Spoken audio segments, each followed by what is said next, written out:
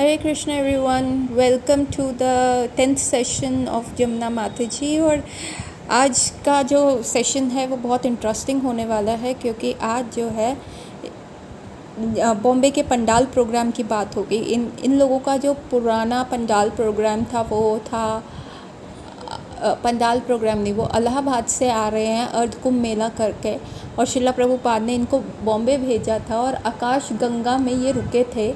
और वहाँ पे इनको 2 फ्लैट्स मिले थे, जिसमें से एक फ्लैट इन्होंने टेंपल बना दिया था और शिला प्रभुपाद का रेजिडेंस, और दूसरे फ्लैट में जो थे मेन और विमेन और ऑफिस स्पेस बनाया था।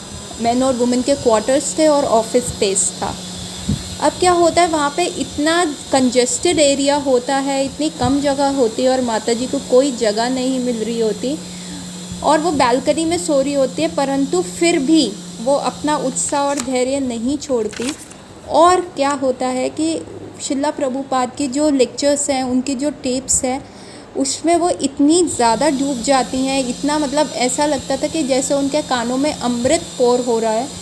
और माता जी उनको सुन के बहुत ही ज़्यादा एक्सटेसी में आ जाया करती थी, और उनको ऐसे देख के वो बहुत सारे लोगों को प्रेरित करती थी। इनफैक्ट जो फोटोग्राफर आए थे, जो एशियन मैगज़ीन के लिए खींच रहे थे, जो सूरत में शिला प्रभुपाद से मिले थे, जॉन, वो भी बॉम्बे आ गए हैं अपनी गर्लफ्रेंड जेन के साथ। और जेन जब माता जी को ऐसे शिला प्रभुपाद की टेप सुनते हुए देखती थी तो उनको बहुत प्रोत्साहन मिलता था कि वो भी शिला प्रभुपाद को सुने। वो क्या ऐसी नॉलेज ले रहे हैं कि जो माता जी एकदम मंत्रमुग्ध होकर सुन रही हैं। तो उनके जो बिहेवियर से था ना, जेन को प्रोत्साहन मिलता था। जमुना माता जी को कहा जाता था कि वो अटेंशन की मूर्तिमान स्वरूप है, कि जिस प्रगाढ़ वे में वो शिला प्रभुपाद को सुनती थी, वो उसका मूर्तिमान स्वरूप है हेयरिंग का, और सब उनसे प्रोत्साहन लेते थे। और माता जी जेन के साथ फर्स्ट टाइम कैसे मिली, तो जेन जो बाद में विशाखा माता जी बनी, तो वो विशाखा माता जी कहती हैं कि एक बार क्या हो रहा था, जमुना माता जी अपने कमरे में, जो वुमेन क्वार्टर था वहाँ पे और कोई नहीं था, और वो कपड़े चेंज कर रही थी। तो उसी समय अभी उन्होंने थोड़े कपड़े पहने थे और वो अपनी साड़ी लपेट रही थी, तभी उन्होंने देखा कि एक व्यक्ति आ रहा है पेंट पहन के, क्योंकि उन्होंने आधा रूम को कवर किया हुआ था, कि एक पार्टीशन बनाया हुआ था जिसके पीछे वो कर रही थी चेंज। पर जैसे ही उन्होंने देखा कि नीचे से कि एक व्यक्ति आ रहा है पेंट पहन के, तो वो ज़ोर से चिल्लाई और वो व्यक्ति जो है वहाँ से भाग गया। और बाद में पता चला एक्चुअली उस मोमेंट में उस समय पैंट्स कोई नहीं पहनता था, लेडीज़ तो खासकर नहीं पहनती थी, वो वैष्णव ड्रेस पहनने में थी, साड़ीज़ पहनती थी। तो एक्चुअली वो जैन माता जी थी, जो बाद में विशाखा माता जी बने। तो बाद में पता चला कि कैसे जमुना माता जी उन पे चीखी, और ये एक हंसी का विषय बन गया, और बहुत सालों तक वो इस बारे में हंसती रही। आकाशगंगा में क्या था कि सिर्फ जो पानी आता था वो सिर्फ सुबह के टाइम आता था, थोड़े टाइम के लिए। और ये लोग क्या करते थे, बहुत बैरल्स के बैरल्स जो है वो पानी भरते थे, और उसी पानी से वो नहाना, धोना और कुकिंग करते थे। और जो कई बार क्या होता था, जो छोटी लड़की थी श्याम सुंदर और मालती माता जी की, वो अपना टूथब्रश बड़े भरे हुए बैरल में डाल देती थी। उनका टूथब्रश तो धुल जाता था सरस्वती का, लेकिन वो पूरा पानी ख़राब हो जाता था, और वहाँ पे क्योंकि पानी सिर्फ सुबह आता था और डिवोटीज़ को भरना पड़ता था। तो ये लोग उस देश से आए थे जो हर वे में संपन्न था, और यहाँ आके इनको बिजली पानी जैसी छोटी छोटी चीज़ें, स्पेस के लिए छोटी छोटी चीज़ों के लिए बहुत ज़्यादा तपस्या करनी पड़ती थी। फिर भी ये लोग बहुत एंथुसियास्टिकली शिला प्रभुपाद के मिशन को आगे बढ़ा रहे थे। इन लोगों का ना जो लैंडलॉर्ड था वहाँ पे, उसके साथ इतने अच्छे रिलेशन शुरू में थे, लेकिन क्या होता है, इनकी आकाशगंगा सोसाइटी में ना एक पाकिस्तानी कंसल्टेंट रहता होता है, और वो ना लोगों का दिमाग भर देता है कि ये जो इस्कॉन के भक्त हैं, डिवोटीज़ हैं, वो एक्चुअल में CIA एजेंट हैं। इसकी वजह से ना इनका और इनके मकान मालिक का जो रिलेशनशिप है वो बहुत डिटोरेट हो जाता है। और कई जो वहाँ की नेबरहुड फैमिलीज़ थी जो उस बिल्डिंग में रहते थे, वो भी जो उससे कंप्लेंट करते थे लैंडलॉर्ड से कि भाई ये बहुत तेज़ कीर्तन करते हैं। और तीसरा जो फैक्टर था कि ये लोग बहुत सारे ब्रह्मचारीज वहाँ पे रहते थे, वो तो उनके ऑरेंज जो क्लोथ्स थे, ऑरेंज जो रोब्स थे, वो बाहर सूखते होते थे। और क्या होता था कि वो लोग कहते थे कि ये तो बहुत प्रेस्टिजियस बिल्डिंग है, तो वहाँ पे ऐसे ऑरेंज सन्यासी वाले कपड़े सूखते हुए कोई अच्छा शोभामान थोड़ा ना देते हैं। तो इसी वजह से ना इनके रिलेशनशिप जो थे इनके मकान मालिक से बहुत ख़राब होते जा रहे थे।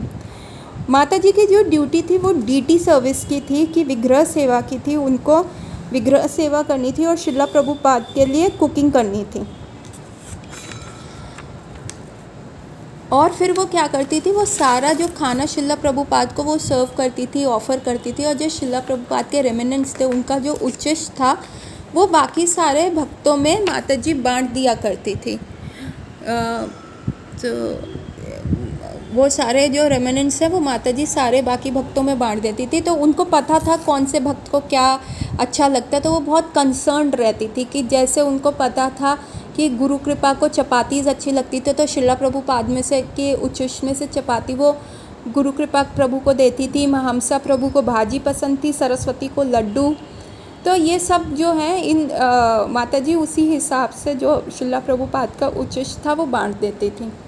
माद्री, मालती और सरस्वती एक और माता जी थी, ये शॉपिंग करने जाते थे डीटीज़ के आउटफिट के लिए, मतलब भगवान के विग्रह के कपड़े ख़रीदने जाते थे। और इंडियन लेडीज़ जो होती थी, जब ये लोग मार्केट में चलते थे और वहाँ पे बार्गेन करते थे, और इंडियन लेडीज़ ना इनको देख के बहुत सरप्राइज़ होती थी, क्योंकि ये लोग पूरी साड़ी में ड्रेसअप होते थे, इनका सर कवर होता था, कई जो मैरिड थी वो इतना सिंदूर लगाए बैठी थी।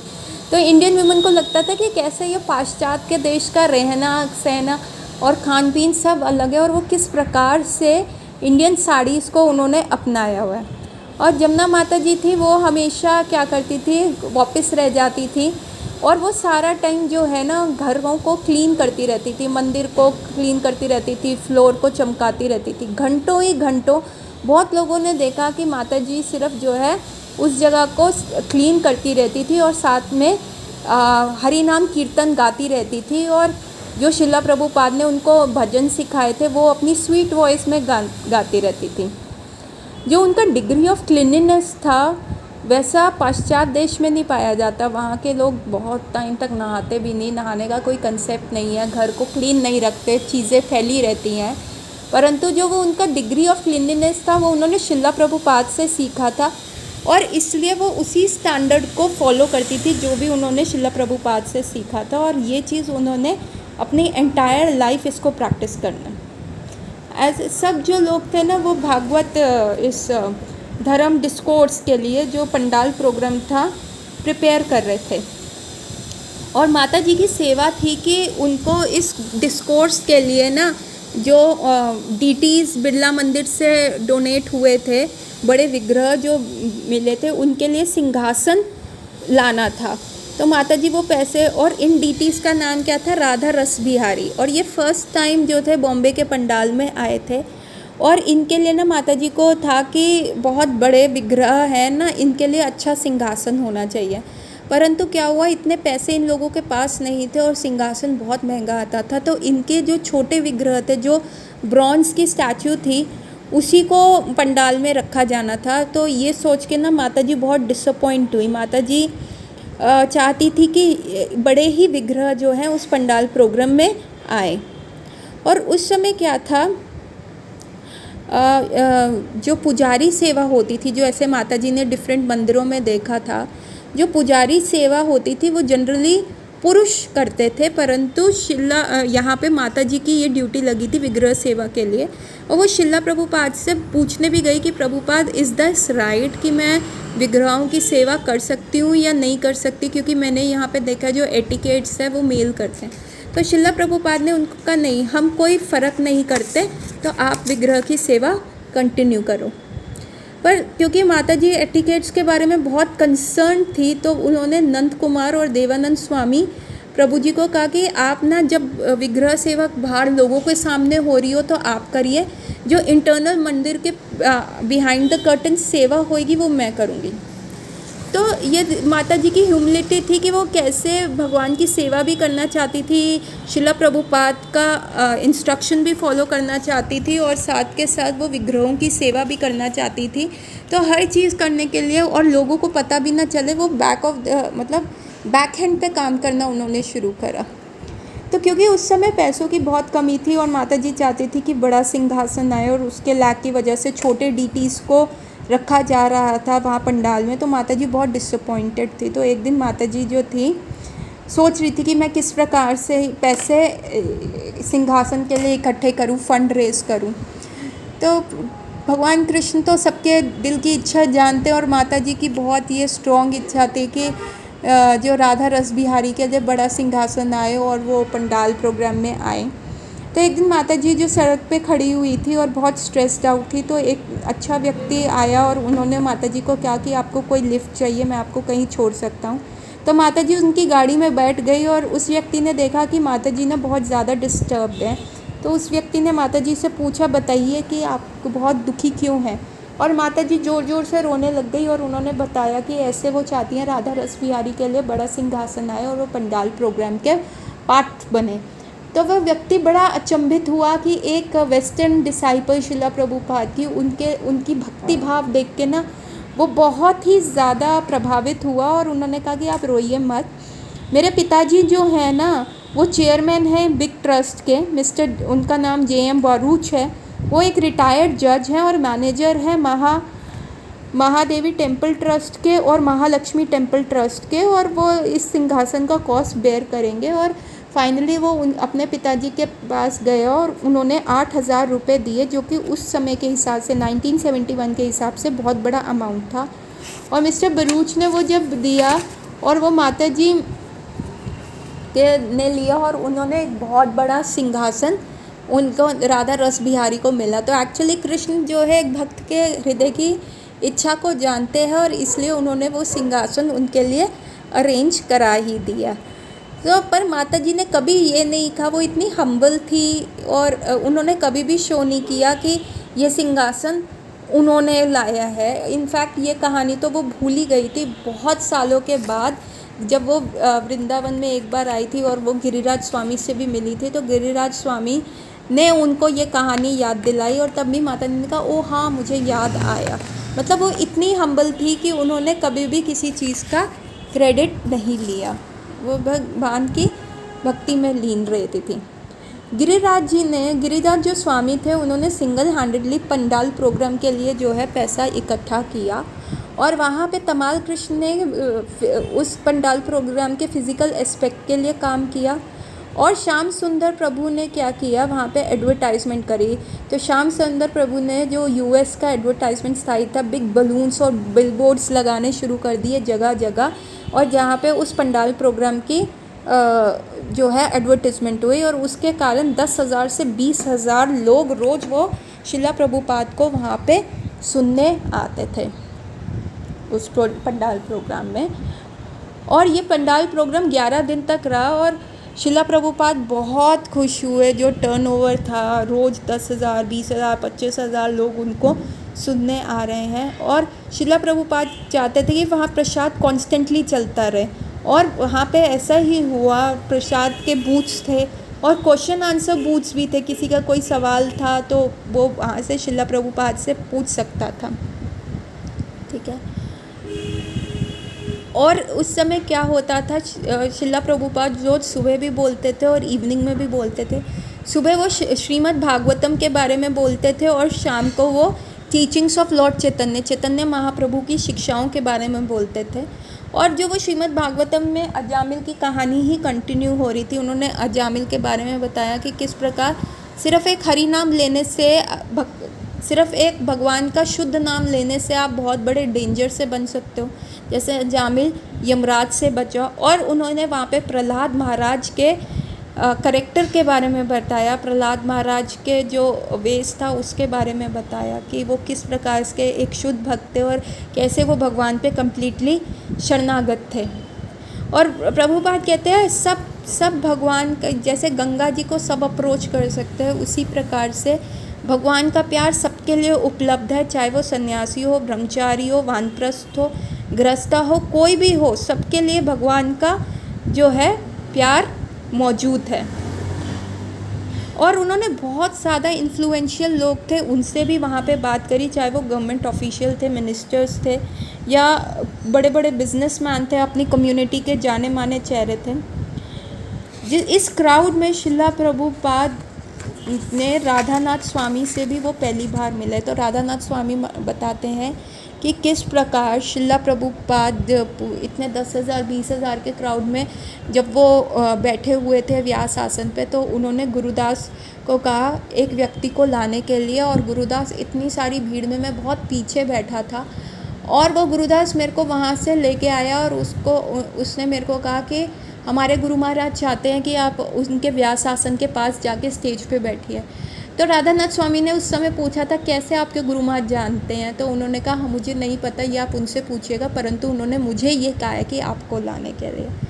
तो ये सब सुन के राधानाथ स्वामी भी बड़े कंफ्यूज थे। तो इसी प्रोग्राम में राधानाथ स्वामी महाराज जो है शिला प्रभुपाद से जुड़े, और जब उन्होंने शिला प्रभुपाद को पहली बार देखा तो उनके हृदय में ये आया कि यही मेरे गुरु महाराज हैं। एक्चुअली राधानाथ स्वामी भी जो थे यूएस से हिच हाइकिंग करते हुए, मतलब लिफ्ट मांगते मांगते यूएस से इंडिया आए थे, और यहाँ पे वो एक स्पिरिचुअल खोज के लिए आए थे, और वो एक गुरु को ढूंढ रहे थे। तो वो हिमालय भी गए, वो ऋषिकेश भी गए, बहुत समय उन्होंने इधर उधर किया कि मुझे गुरु मिले। इवन नेपाल में पशुपति भी गए, पर वहाँ पे उनको जो गुरु चाहिए था, जिसकी उनके हृदय को तलाश थी, वो मिल नहीं पाए। और जब वे शिला प्रभुपाद से पहली बार मिले तो उनकी वो तलाश ख़त्म हो गई। उनको अंदर से आया कि हाँ यही मेरे गुरु हैं और मेरे को इनको सरेंडर करना है। तो ये मिरेकल भी जो हुआ था, ये वो मुंबई पंडाल प्रोग्राम में हुआ था, और वो सब कंफ्यूज थे कि कैसे इतने सारे लोगों के बीच, इतने सी ऑफ पीपल के बीच में राधानाथ स्वामी को चुना गया था। 29 मार्च 1971 में शिला प्रभुपाद ने जो है पहली मैरिज सेरेमनी जो है स्टेज पे कंडक्ट करी पंडाल प्रोग्राम में। तो एक वेस्टर्न कपल का, और सारे ऑडियंस वो देख के बड़े खुश थे कि कैसे इंडियन वैदिक तरीके में जो है विवाह हो रहा है एक कपल का। तो शिला प्रभुपाद कहते थे मेरे जो गुरु महाराज हैं ना, वो बेसिकली सन्यासी और ब्रह्मचारी बनाने में बिलीव करते थे। तो और मैं जो हूँ गृहस्थ बनाता हूँ, क्योंकि वेस्टर्न डिसाइपल्स जो हैं ये बॉयज़ और गर्ल्स एक दूसरे के साथ इतने मिंगल अप होते हैं ना, तो इसलिए मेरे को इनको विवाह के बंधन में डालना होता है। मुझे लिव इन और ये सब नहीं समझ आता, तो इसलिए मैं चाहता हूँ कि ये विवाह करें। ये उतनी तपस्या ब्रह्मचारी और सन्यासी की नहीं कर पाएंगे, तो इसलिए शिला प्रभुपाद ने ज़्यादा गृहस्थ बनाए और उनके गुरु महाराज ने ज़्यादा ब्रह्मचारी और सन्यासी बनाए। पर शिला प्रभुपाद ये कहते थे कि मेरे गुरु महाराज देवी वन आश्रम सिस्टम में बिलीव करते थे, और वो कहते थे कि आप किसी भी परिस्थिति में क्यों ना हो, आपको कृष्ण को अप्रोच करना चाहिए। तो इनफैक्ट शिला प्रभुपाद जो थे वो वर्ण आश्रम सिस्टम कर रहे थे, और वो कहते हैं कि बेस लाइन क्या है कि हमें भगवत भजन करना है, चाहे आप ब्रह्मचारी हो, सन्यासी हो, चाहे आप गृहस्थ हो। इसलिए उन्होंने बहुत सारे मैरिड कपल्स को हेल्प किया कि वो एक दूसरे को भी मैरिज करें कि, और वो एक दूसरे को हेल्प करें ताकि वो कृष्ण प्रेम प्राप्त कर सकें। शिला प्रभुपाद कहते हैं कि देखो मेरे गुरु महाराज ने या उनके बहुत सारे 3-4 जो सन्यासी गुरु भाई थे वो लंदन गए, उन्होंने ट्राई किया 3-4 साल वो लंदन रहे, परंतु वो कोई चेंज नहीं कर पाए। तो हमें कोई डिस्टिंक्शन नहीं करना चाहिए कि ये गृहस्थ है, इनका स्तर कम है। मैंने 3 गृहस्थ कपल्स को लंदन भेजा था, और उन्होंने क्या किया, वहाँ का नक्शा बदल दिया, और वहाँ पर सबसे पहले लंदन में जो है इन लोगों ने 1 साल के विदिन एप्पल के जॉर्ज हैरिसन को वो अप्रोच किया, किस प्रकार वहाँ पे एक सेंटर शुरू कर दिया, वहाँ पे एक टेंपल शुरू कर दिया। तो हमें गृहस्थास की भी पावर को जो है, उनकी भी दृढ़ता और निष्ठा को ऐसे देखना नहीं चाहिए कि वो लोग भी सक्षम हैं और ये वर्ण आश्रम सिस्टम के अकॉर्डिंग ही चल रहा है। और ये प्रभुपाद बोला करते थे। और जब लास्ट डे था उस पोजेशन का, जो 11 दिन का पंडाल प्रोग्राम था, जो वेरी लास्ट डे था, उस दिन क्या कहना था, इन सारे डीटीज़ को जो है नए सिंहासन पर बिठा के इनको पूरा जगह इनको ट्रैवल कराया गया था, मतलब। और जो इंडियन एक्सप्रेस न्यूज़पेपर में ये कवर स्टोरी आई थी कि हाउ ये पोजेशन टेक हुआ था रीगल स्टाइल में, रीगल रथ था, उसमें नाम संकीर्तन चल रहा था, और जो भगवान थे इस हरि नाम की गूंज के अंदर पूरी सिटी में जो है घूम रहे थे और लोग भी उनको ज्वाइन कर रहे थे। इस प्रकार से देखिए रथ में भगवान जो है पूरी सिटी में जा रहे थे और सारी जगह जो है हरि नाम चल रहा था और बहुत सारे लोग जो थे हरि नाम संकीर्तन गाते हुए जा रहे थे। शिला प्रभुपाद ने इस सक्सेस देखी इस पंडाल प्रोग्राम की और उन्होंने बहुत सारे लोगों को लेटर्स लिखी, अपने लाइफ मेंबर्स, अपने सपोर्टर्स को, और उनको रिक्वेस्ट किया कि देखिए कितना अच्छा पंडाल प्रोग्राम हुआ है, तो प्लीज़ आप आइए, अपने विचार प्रस्तुत कीजिए कि कैसे कृष्ण भावामृत को हम आगे बढ़ा सकें।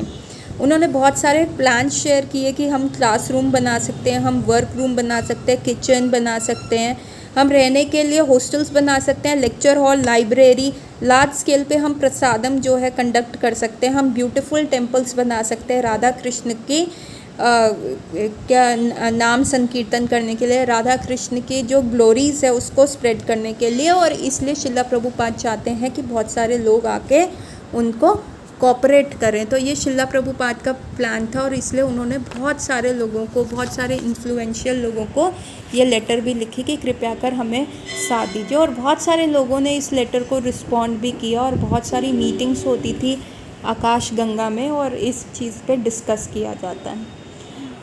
तो माता जी अपने बुक में ये भी शेयर करती हैं, शिला प्रभुपाद का ना जो फेवरेट गाना था हरी हरी वीफले। तो माता जी कहती हैं कि ये जो एक उस समय ये शिला प्रभुपाद वहाँ पे गा रहे थे और माता जी ने उसको रिकॉर्ड किया था और ये बहुत ही इंटरेस्टिंग कुछ सेट ऑफ फोटोग्राफ्स हैं। और माता जी कहती हैं कि वो शिला प्रभुपाद जैसे गा रहे थे, उनके फेस के जैसे वो उस गाने में और डीप होते जा रहे थे, तो उनके जो है ना फेस के जो एक्सप्रेशन हैं वो चेंज होते जा रहे थे, क्योंकि माता जी पास में बैठी थी और वो माइक्रोफोन पकड़ के उनका गाना रिकॉर्ड कर रही थी और प्रभुपाद बिल्कुल जो है भाव स्थिति में चले गए और उनके फेस के जो है ना एक्सप्रेशन चेंज हो गए। इस गाने में क्या होता है, जो नरोत्तम दास ठाकुर है वो ये जो गाना है हरी हरी बीफले, ये नरोत्तम दास ठाकुर द्वारा लिखा गया है और वो कहते हैं कि भगवान आपने हरे कृष्ण महामंत्र भेजा है आध्यात्मिक जगत से इस जगत के लिए, कि हम जैसे जो फॉलन सोल्स हैं वो आगे बढ़ पाएँ, हम जैसे जो पतित आत्माएँ हैं उनका उद्धार हो पाए। परंतु फिर भी देखिए मैं कितना अभागा हूँ कि मेरे को आपके हरि नाम में वो टेस्ट नहीं आ रहा। तो शिला प्रभुपाद की जो ह्यूमिलिटी थी, जो वो इतने हम्बल थे, वो इस गाने में दर्शाया गया है। वो ये प्लेटफॉर्म जो स्तर वो फील कर रहे थे जब वो ये गाना गा रहे थे, वो एक्चुअली कोई भी मटेरियल फीलिंग नहीं थी और वो ये फील कर रहे थे कि वो सच में भगवान से वो सेपरेशन फील कर रहे हैं, कि जैसे हम भगवान के धाम से वापस आ गए हैं। जिस प्रकार से हम अपने फैमिली मेम्बर से सेपरेशन फील करते हैं, यदि हमारा कोई पुत्र हो या पति हो या कोई भी ऐसा व्यक्ति हो, मम्मी पापा में से कोई भी जो हमसे थोड़ा दूर हो जाए, तो हम उसका इंतज़ार करते हैं, सेपरेशन फील करते हैं। शिला प्रभुपाद वो सेपरेशन भगवान कृष्ण से फील कर रहे थे और ये उनके जो वो गायन था उसमें एकदम दिख रहा था, उनका फेस एकदम चेंज हो गया। वो इतने डीप उस गाने में चले गए थे, वो एक आध्यात्मिक स्तर पे फील कर पा रहे थे और उसमें कोई भी जो है इस भौतिक जगत का रंज मात्र भी जो था टिंच नहीं था, उसमें कुछ भी नहीं था। और माता जी को भी ये गाना गाना बहुत अच्छा लगता था और जब भी वो ये गाना सुनती थी शिला प्रभुपाद का, तो उनकी आँखों में से आंसू आ जाते थे और जब भी वो ये गाना गाती भी थी बाद में भी उनकी आँखों में से बहुत आंसू आते थे और वो भाव फील कर पाती थी। यह गाना शिला प्रभुपाद द्वारा ही सिखाया गया था सैन फ्रांसिस्को में, जहाँ पे उन्होंने 4 बार इसको गाया था और माता जी ने ये एक्सपीरियंस किया था कि वो उस भाव को, तो सैन फ्रांसिस्को में भी जब शिला प्रभुपाद में ये भजन गाया था तो तब भी सबके सामने गाया था, तब भी माता जी ये फील कर पा रही थी। ऑल्दो उनको ये लैंग्वेज अभी समझ नहीं आ रही थी, लेकिन वो भाव जो था वो अपने हृदय में फील कर पा रही थी। वहाँ पे उन्होंने 4 बार ये गाना गाया था अपने भक्तों को सिखाने के लिए और लास्ट टाइम माता जी ने इसे आकाश गंगा में 1971 में सुना था जब वो इसको रिकॉर्ड कर रही थी। शिला प्रभुपाद की मेडिटेशन इतनी डीप और प्रोफाउंड थी कि उनके फेस भी न चेंज हो जाता था, उनका फेस कुछ और बन जाते थे। जैसे जैसे वो डीप चले जाते हैं। तो माता जी बताती हैं कि ये माता जी ने इस गाने के बारे में ना बाद में, जब शरणागति एक कम्युनिटी थी 2008 में जाके, माता जी ने अपना जब एक्सपीरियंस शिला प्रभुपाद के साथ, उनका एक्सपीरियंस जो था वो यंगस्टर से शेयर करती थी। तो वो कहती हैं कि मैंने एक बार शिला प्रभुपाद से पूछा था कि उनकी फ़ेवरेट प्रेयर कौन सी है, तो शिला प्रभुपाद ने यही बोला था। और जब शिला प्रभुपाद ने मुझसे पूछा था कि तुम्हारी फ़ेवरेट कौन सी है, तो मैंने कहा था शिष्टाष्टकम है मेरी फ़ेवरेट, चैतन्य महाप्रभु का द्वारा दिया हुआ। और माता जी बताती हैं कि ये देखिए माता जी की हैंडराइटिंग में ये प्रेयर वो जो उन्होंने कॉपी करी थी अपने जर्नल के अंदर। जब उन्होंने ये फर्स्ट टाइम गाया था ना, तो सबसे पहली जो लाइन थी हरी हरी विफले, तो वो उन्होंने कम से कम 20 बार गाई होगी, और ये हर एक लाइन के साथ वो एक डीपर और डीपर इमोशंस में जाते रहे थे। और वो एक ऐसी प्रेयर चैंट कर रहे थे कि एज इफ वो स्वयं भी एक डीप ओशन में गोथे लगा रहे हैं, और साथ के साथ जो भी उस प्रेयर को सुन रहे हैं वो सब उस डीप ओशन में जाते जा रहे हैं। तो एक और इंसिडेंट माता जी बताती हैं अपने, उन्होंने जर्नल में लिखा था कि जब भी चैंटिंग हुआ करती थी ना, जो जेंट्स होते थे, जो बॉयज़ होते थे ना, वो पता कैसे चैंट करते थे, वो ऐसे चैंट करते थे कि वो टेंपल के अराउंड घूम घूम के हरि नाम करते रहते थे। और ऐसे ही ओकेज़न में आकाशगंगा में माता जी बैठ के चैंट कर रही थी, और सारे बॉयज़ जो थे वो वहाँ पे सराउंडिंग में चैंट कर रहे थे। और तभी थोड़ी देर में शिला प्रभुपाद जो हैं अपने रूम से आते हैं और वो इनके सामने बैठ जाते हैं, और ये सबको देखने लगते हैं। और शिला प्रभुपाद जब सबको नोटिस कर रहे होते हैं तो एकदम उस रूम का जो होता है ना एनवायरनमेंट चेंज हो जाता है। सारे जो घूम घूम के चैंट कर रहे थे मेन, वो बैठ जाते हैं, बिल्कुल इरेक्ट फॉर्म में बैठते हैं और अच्छे से हरिनाम करना शुरू हो जाते हैं। और माता जी भी वहाँ बैठी हुई थी, पर माता जी ने अभी अपने राउंड्स कंप्लीट नहीं करे थे, उनके थोड़े से राउंड्स रह गए थे। तो पता नहीं उनके दिमाग में क्या आया, उन्होंने अपनी एक, हमेशा वो एक कॉपी और एक पेन लेके चलती थी, उनके पास हमेशा एक जर्नल होता था। तो उन्होंने वो माला छोड़ दी और जर्नल निकाल दिया, और पेन से वो उस जर्नल में कुछ लिखने लग गई। और जब वो उस जर्नल में लिखने लग गई तो शिला प्रभुपाद ने उनको बोला, जमुना आपने अपने सारे राउंड्स कंप्लीट कर दिए हैं क्या? तो माता जी ने कहा, नहीं प्रभुपाद, मेरे 14 राउंड्स हो गए हैं, मेरे 2 राउंड्स रह गए हैं। तो शिला प्रभुपाद ने उनको कहा कि आप ना पहले अपने राउंड्स कंप्लीट करो, बाद में ये सारी चीज़ें करो, तुम क्या कर रही हो? तो माता जी ने कहा, मैं जर्नल में लिख रही हूँ। प्रभुपाद कहते हैं कि जर्नल में राइटिंग बाद में करना, पहले अपने राउंड्स कंप्लीट करो, बाकी सारी चीज़ें बाद में, फ़र्स्ट कंप्लीट योर राउंड्स। और माता जी ने इस चीज़ को इतना हार्ट से ले लिया कि माता जी को लगा कि सबसे इम्पॉर्टेंट जो है, पहले मुझे अपनी 16 माला का जप करना है और उसके बाद मैं कोई भी कार्य कर सकती हूँ। और थ्रू आउट लाइफ वो 1:30 से 2:30 बजे के बीच में उठती थी, और फिर वो क्या करती थी, वो सबसे पहले अपना चैंटिंग करती थी और फिर मंगला आरती अटेंड करती थी। और ये उन्होंने अपनी एंटायर लाइफ फॉलो किया। उनको ये लगा ये शिला प्रभुपाद का एक पर्सनल इंस्ट्रक्शन है जो उनके हार्ट पे इम्प्रिंट हो गया, और उन्होंने ये इंस्ट्रक्शन थ्रू आउट लाइफ जो है फॉलो किया। और माता जी अपने जर्नल्स में लिखती हैं जो जो उनका एक्सपीरियंस हुआ, क्योंकि हम ये माता जी की लाइफ हिस्ट्री उनके जर्नल्स में से पढ़ रहे हैं। वो अपने जर्नल में लिखती हैं कि किसी को कम्प्लीटली सरेंडर करना, शरणागति उनकी लेना, वो एक मतलब इच्छुक प्रोसेस है, वॉलंटरी प्रोसेस है। और ये तभी होता है जब गुरु महाराज की कृपा होती है, तभी एक जो सोल है वो कृष्ण को सरेंडर कर पाता है। और यदि अगर वो कृपा नहीं होएगी तो वो कभी नहीं कर पाएगा। कृष्ण जो है गुरु को, स्पिरिचुअल मास्टर गुरु को इसलिए ही बोलते हैं ताकि जो सोल है वहाँ पे सरेंडर कर पाए। और जब वो ये इंस्ट्रक्शन को एक्सेप्ट करता है कि हाँ हमें हम जब गुरु को सरेंडर करते हैं तो गुरु कहते हैं कि तुम कृष्ण की सेवा करो, कृष्ण को सरेंडर करो। और जब हम सरेंडर करते हैं कृष्ण को तो ये एक क्या होता है, रिस्पॉन्सिव कोऑपरेशन, मतलब हम किसी की बात को सुन रहे हैं और हम उस बात को फॉलो कर रहे हैं। और एक श्रीमद् भागवतम क्लास में से माता जी अपने जर्नल में से बताती हैं कि आप जो है ना, you can not understand God by any process except devotional service. तो शिला प्रभुपाद की ये बात उनके हृदय में घर कर गई कि यदि आप प्रेममयी सेवा नहीं करोगे भगवान की, तब तक आप भगवान को समझ नहीं पाते। जिस प्रकार प्रहलाद महाराज जो थे वो एक परफेक्टली सेल्फ रिलाइज सोल थे, और वो किस प्रकार भगवान पे कम्प्लीटली निर्भर थे, और उन्होंने और वो किस प्रकार भगवान से अटैच थे, वो कैसे होगा, वो सिर्फ कृष्ण भावामृत फॉलो करके होगा। तो प्रभुपाद ये भी कहते हैं जो कृष्णा कॉन्शियसनेस है, कृष्ण भावामृत है, वो एक एथिस्ट के लिए, जो मतलब भगवान के अस्तित्व को नहीं मानता, नास्तिक है, उसके लिए ये सब नॉनसेंस है। तो हम लोगों के लिए क्या है, प्रीचिंग जो है इजी नहीं है। प्रीचिंग में हम सब कहते हैं प्लीज़ चैंट चैंट चैंट, और जो नास्तिक लोग हैं वो कहते हैं कांट कांट कांट, हम नहीं करेंगे, हम नहीं करेंगे, हम नहीं करेंगे। पर हमें क्या करना है, नित्यानंद प्रभु का प्रीचिंग स्टाइल को फॉलो करना है। नित्यानंद प्रभु ने सारे रिस्क लिए, वो कहीं पे भी जाके प्रीच करते थे, इवन लोग उनको गालियाँ देते थे, मारते थे, तब भी वो उनके पैरों में गिर गिर के कहते थे कि मैं तुम्हारे यहाँ बिक जाऊँगा, प्लीज़ प्लीज़ प्लीज़ आप जो है प्रीच करो, आप हरि नाम लो।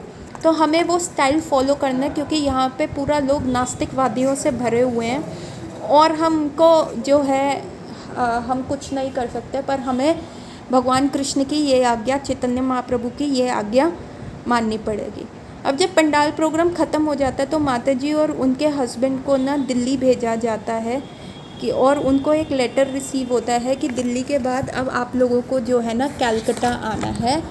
और ये बहुत बार होता था, शिला प्रभुपाद कभी भी जो है ना अपना इंस्ट्रक्शन चेंज कर देते थे। पहले इनको दिल्ली भेजा गया था पंडाल प्रोग्राम के बाद कि तुम अब दिल्ली में भी वो चीज़ शुरू करो, प्रीच करो, पर तभी उनको कलकत्ता के पंडाल प्रोग्राम की प्रिपरेशन के लिए भेज दिया गया, जो कि 14 मई से 23 मई तक होनी थी, चौरंगी मैदान में विक्टोरिया मेमोरियल के अपोजिट। और वहाँ पे भी बहुत सुंदर राधा गोविंद देव जी के जो डीटीज़ थे वो दिए गए थे, वो भी बिरला फाउंडेशन द्वारा दिए गए थे। और माताजी उनको देख के, और माताजी की अगेन ड्यूटी लग गई थी उनका ध्यान रखने के लिए। और वहीं पे कलकत्ता में क्या हुआ, गिरिराज महाराज और तमाल महाराज को भी भेजा गया कि वो फंड रेज करेंगे इस पंडाल प्रोग्राम के लिए।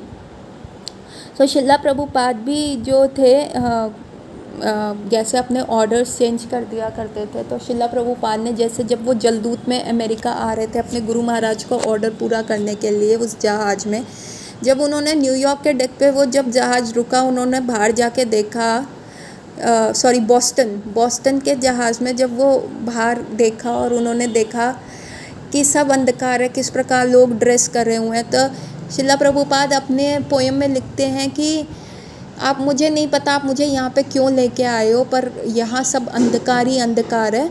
नचाओ नचाओ प्रभु नचाओ, अपने जैसे जैसे आप चाहते हो, एज़ यू लाइक वैसे मुझे नचाओ। तो माता जी भी वो सेम भाव फील कर रही हैं कि जैसे शिला प्रभुपाद कभी भी कोई भी इंस्ट्रक्शन चेंज कर देते थे, तो माता जी भी यही कह रही हैं, ठीक है प्रभुपाद जैसे आप कह रहे हैं आप हमें नचाइए। सो वहाँ पे इन लोगों ने अभी तक ये 2 सक्सेसफुल कैंप्स कर चुके थे, एक बॉम्बे का पंडाल प्रोग्राम और एक कलकत्ता का। और नगर संकीर्तन से तो इनको बहुत ज़्यादा सक्सेस मिल ही रही थी, वो हर जगह जाते थे, हर जगह नगर संकीर्तन करते हैं। एक बार क्या हुआ कि ये राधा गोविंद देव जी जो कलकत्ता के डीटीज़ हैं, जो विग्रह हैं, तो इनके दर्शनों के लिए जैसे ही कर्टन्स खुले ना, तो यमुना माता जी ने क्योंकि वो डीटी सर्विस की विग्रह सेवा की इंचार्ज थी, तो लोगों ने देखा कि उन्होंने जो है जो भगवान की मुरली है ना वो उल्टी लगा दी है। मतलब जहाँ पे होल्स हैं वो उनके मुंह के पास है, और जहाँ पे फूंक मारना होता है, जहाँ पे बजाना होता है, वो उनकी उंगलियों के पास है। तो जो बंसी थी वो उल्टी थी। तो सबने उनको कहा कि माता जी आपने ना भगवान की बंसी उल्टी लगा दी है। तो माता जी ने कहा कि हाँ कोई बात नहीं, ये तो कृष्ण है, वो किसी भी पार्ट ऑफ द बॉडी से कोई भी कार्य कर सकते हैं, मतलब वो अपनी उंगलियों से भी जो है बंसी बजा सकते हैं। और फिर कुछ लोगों को ये आंसर माता जी का समझ नहीं आया, तो वो शिला प्रभुपाद के पास गए और शिला प्रभुपाद ने भी सेम आंसर दिया। उन्होंने कहा अंगानी यश्य सकलेंद्रिया वृत्तिमंती, मतलब कृष्ण है ये किसी भी अपने पार्ट ऑफ द बॉडी से कोई भी कार्य कर सकते हैं। तो उन्होंने भी एग्जैक्ट सेम आंसर दिया। तो ये एक बहुत अच्छा पास टाइम हुआ जो वहाँ पे हुआ। एक शिला प्रभुपाद ने माता जी को एक इंस्ट्रक्शन दिया था कि तुम जो भी सीखोगी ना, तुमको जो भी आता है, जो भी मैंने तुमको सिखाया है, वह तुम और लोगों को सिखाओ, चाहे वो कुकिंग हो, चाहे वो चैंटिंग हो, चाहे वो प्रीचिंग हो, हर प्रकार से ना ये सारी चीज़ें तुम और लोगों को तुम्हें सिखानी है, ठीक है।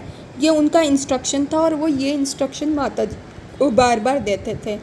और ये एक बार नहीं, बहुत बार हुआ। एक बार माता जी जो है प्रभुपाद के लिए लंच का प्लेट लेके गई, तो शिला प्रभुपाद और माता जी वहाँ पे बस आई हुई थी, तो उनके बस ड्यूटी मिल गई कि प्रभुपाद को भोजन खिलाने की, तो वो प्लेट ले गई। तो प्रभुपाद ने उनसे एकदम पूछ लिया, मैंने तुम्हें जो सिखाया है कुकिंग करना, क्या तुमने और लड़कियों को सिखाया है? तो माता जी बहुत हेजिटेंट हो गई, क्योंकि वहाँ पे पालिका जो थी, पालिका माता जी थी, वो इंचार्ज थी वुमेन की, और वो एकदम ऐसे घुसना नहीं चाहती थी, क्योंकि वो बहुत हम्बल थी। वो पीछे रहती थी और बैक स्टेज पे सारा काम कर लेती थी और कभी क्रेडिट नहीं लेती थी। तो उनको लगा कि नहीं, ऐसा करना गलत होगा। तो बाहर जो सारी लेडीज़ खड़ी थी, बाहर माता जी, कौशल्या माता जी खड़ी थी, तो वो चीखने लगी, नहीं प्रभुपाद, इन्होंने हमें कुछ नहीं सिखाया, ये हमें नहीं सिखाती। तो शिला प्रभुपाद ने उनको कहा कि अगर तुम इन लोगों को नहीं सिखाओगी तो तुम जो है जमुना, तुम में एनवी आ जाएगी कि हाँ मैं ही सब जानती हूँ, तो तुम्हें इन लोगों को जो है सिखाना चाहिए। तो अगर तुम डिस्ट्रीब्यूट नहीं करोगी तो तुम बहुत एनवियस हो जाओगी। और सबसे ज़्यादा ये वो था जब शिला प्रभुपाद की व्यास पूजा ने इनकी जो ऑफरिंग थी, माता जी की जो ऑफरिंग थी, वो बहुत ही अमेजिंग थी। और वो सुन के सब जो है भाव में आ गए थे। इनफैक्ट गिरिराज स्वामी कहते हैं कि मैंने जो माता जी, जब वो अपनी ऑफरिंग शिला प्रभुपाद के लिए पढ़ रही थी, तो वो ऑफरिंग इतनी भाव वाली थी कि वो खुद ही, मतलब जिसको कहते हैं ना, वो इतनी ओवरवेलम और इमोशनल हो गई। तो ये जो ऑफरिंग है जमुना माता जी की, वो मैं आज पढ़ूंगी, और ये इंग्लिश में होगी और हिंदी में समझाने का प्रयास करूंगी।